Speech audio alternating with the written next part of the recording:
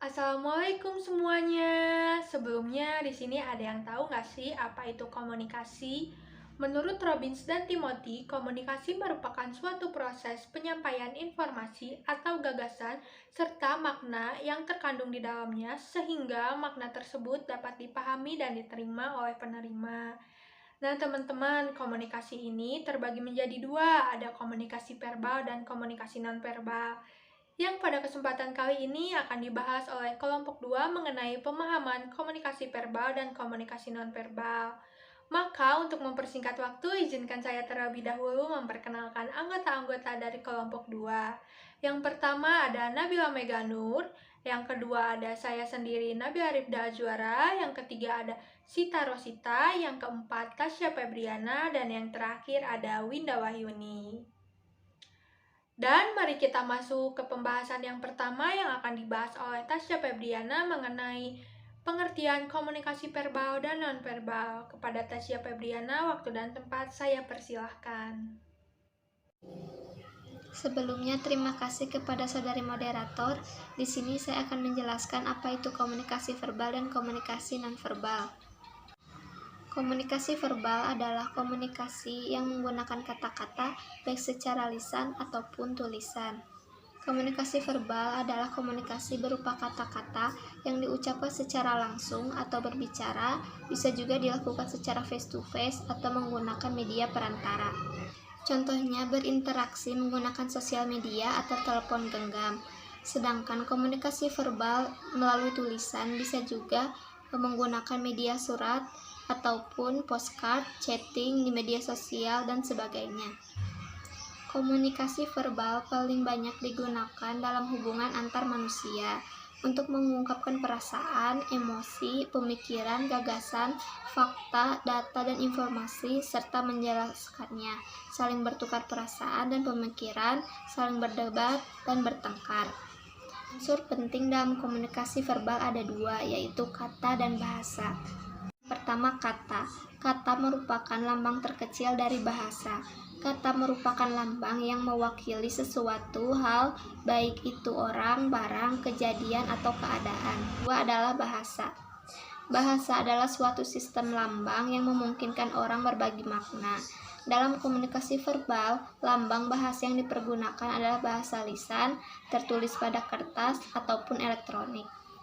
Komunikasi nonverbal. Manusia berkomunikasi menggunakan kode verbal dan nonverbal. Kode nonverbal disebut isyarat atau bahasa diam atau silent language.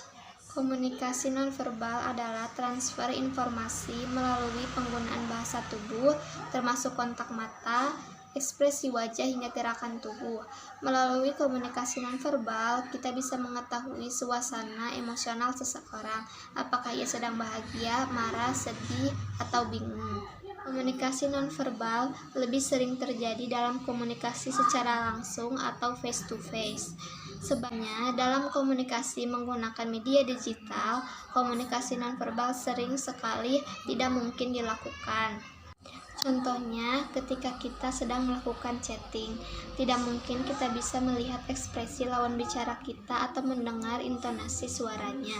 Karena keterbatasan ini pula, komunikasi nonverbal sering menimbulkan kesalahpahaman. Lalu yang kedua ada ciri-ciri komunikasi verbal dan nonverbal yang akan dibahas oleh Nabila Meganur. Kepada Nabila Meganur, waktu dan tempat saya persilahkan. Ciri-ciri komunikasi verbal dan komunikasi nonverbal. Bentuk komunikasi verbal memiliki 5 ciri. Yang pertama ada media, kedua ada suara, ketiga ada kata-kata, keempat ada bahasa, dan yang kelima ada etiket. Untuk komunikasi nonverbalnya memiliki 3 ciri. Yang pertama disampaikan dengan isyarat atau gestur, gerak-gerik, postur atau tipologi, para bahasa, lalu kinesik atau sentuhan, penampilan fisik, jarak, ruang, waktu, consumer produk, dan artefak. Untuk ciri yang keduanya yaitu proses komunikasi implisit dan dapat terjadi dua arah maupun satu arah. Untuk ciri yang ketiganya, kualitas proses komunikasi itu tergantung pada pemahaman terhadap persepsi orang lain. Setelah ciri-ciri komunikasi verbal dan nonverbal, ada pula karakteristik komunikasi verbal dan nonverbal yang akan dibahas oleh Winda Wahyuni. Kepada Winda Wahyuni, waktu dan tempat saya persilahkan. Di dalam karakteristik komunikasi verbal terdapat 6 karakteristik. Yang pertama, jelas dan ringkas. Jelas dan ringkas ini berlangsung secara sederhana, pendek, dan langsung. Bila kata-kata yang digunakan sedikit, maka terjadinya kerancuan juga masih sedikit. Berbicara secara lambat dan pengucapan yang jelas akan membuat kata tersebut makin mudah dipahami. Lalu yang kedua, ada pembendaharaan kata. Penggunaan kata-kata yang mudah dimengerti oleh seseorang akan meningkatkan keberhasilan komunikasi. Komunikasi ini tidak akan berhasil jika pengirim pesan tidak mampu menerjemahkan kata dan ucapan. Lalu yang ketiga, ada arti konotatif dan denotatif. Konotatif adalah pikiran, perasaan, atau ide yang terdapat dalam suatu kata. Sedangkan denotatif adalah memberikan pengertian yang sama terhadap kata yang digunakan. Lalu yang keempat, ada intonasi. Seorang komunikator mampu mempengaruhi arti pesan melalui nada suara yang dikirimkan. Emosi ini sangat berperan dalam nada suara. Lalu yang kelima, ada kecepatan berbicara. Keberhasilan komunikasi dipengaruhi juga oleh kecepatan dan tempo bicara yang tepat. Kesan menyembunyikan sesuatu dapat timbul bila dalam pembicaraan ada pengalihan yang cepat pada pokok pembicaraan. Dan yang terakhir, ada humor. Humor dapat meningkatkan keberhasilan dalam memberikan dukungan emosi terhadap lawan bicara. Tertawa membantu mengurangi ketegangan pendengar sehingga meningkatkan keberhasilan untuk mendapat dukungan. Selain karakteristik komunikasi verbal, di sini juga ada karakteristik komunikasi nonverbal. Di dalam karakteristik komunikasi nonverbal terdapat 7 karakteristik. Yang pertama, komunikatif. Komunikatif yaitu perilaku yang disengaja atau tidak disengaja untuk mengkomunikasikan sesuatu sehingga pesan yang ada bisa diterima secara sadar. Contohnya itu seperti mahasiswa memandang keluar jendela saat kuliah yang menunjukkan bahwa dia itu bosan. Lalu yang kedua, kesamaan perilaku. Kesamaan perilaku yaitu kesamaan perilaku nonverbal antara satu orang dengan orang lain. Secara umum bisa dilihat pada gerak tangan, cara duduk, berdiri, suara, pola bicara, kekerasan suara, dan cara diam. Lalu yang ketiga ada arti faktual. Arti faktual yaitu komunikasi nonverbal bisa juga dalam bentuk artefak seperti cara berpakaian, tata rias wajah, alat tulis, mobil, rumah, perabot rumah, dan cara menatanya. Barang yang dipakai juga bisa seperti jam tangan. Yang keempat yaitu ada konstekstual. Konstekstual yaitu bahasa nonverbal terjadi dalam suatu konteks, membantu tentukan makna dari setiap perilaku nonverbal. Misalnya itu seperti memukul meja saat pidato akan berbeda makna dengan memukul meja saat dengar berita kematian. Lalu yang kelima yaitu paket. Paket yaitu bahasa nonverbal merupakan sebuah paket dalam satu kesatuan. Paket nonverbal jika semua bagian tubuh bekerja sama untuk mengkomunikasikan makna tertentu. Contohnya itu seperti ada perempuan lewat kemudian kedipkan mata. Jika dikatakan tidak satu paket, bila menyatakan saya senang berjumpa dengan Anda, maka kalimat tersebut disebut kalimat verbal. Sedangkan jika tapi hindari kontak mata atau melihat atau mencari orang lain, maka kalimat tersebut disebut nonverbal. Lalu yang keenam, dapat dipercaya. Pada umumnya kita cepat percaya perilaku nonverbal. Verbal dan nonverbal haruslah konsisten. Ketidakkonsistenan akan tampak pada bahasa nonverbal yang akan mudah diketahui oleh orang lain. Misalnya, seorang pembohong akan banyak melakukan gerakan-gerakan tidak disadari saat ia berbicara. Lalu yang terakhir ada dikendalikan oleh aturan. Sejak kecil kita belajar kaidah-kaidah kepatuhan melalui pengamatan perilaku orang dewasa. Contohnya itu misalnya mempelajari penyampaian simpati seperti kapan, di mana, dan alasan. Atau seperti menyentuh, seperti kapan, situasi apa yang boleh atau tidak boleh. Nah, itu karakteristik-karakteristik yang ada di komunikasi verbal dan komunikasi nonverbal. Setelah pengertian, ciri-ciri, dan karakteristik, ada juga loh perbedaan komunikasi verbal dan nonverbal. Apa aja sih? Yuk kita simak Sita Rosita yang akan membahas perbedaan komunikasi verbal dan nonverbal. Kepada Sita Rosita, waktu dan tempat saya persilahkan. Di sini saya akan menjelaskan tentang perbedaan dari komunikasi verbal dan nonverbal. Perbedaan yang pertama dilihat dari struktur dan derajat kepentingan. Komunikasi verbal, termasuk komunikasi yang terstruktur, memiliki aturan-aturan tata bahasa dan memberikan pesan secara jelas.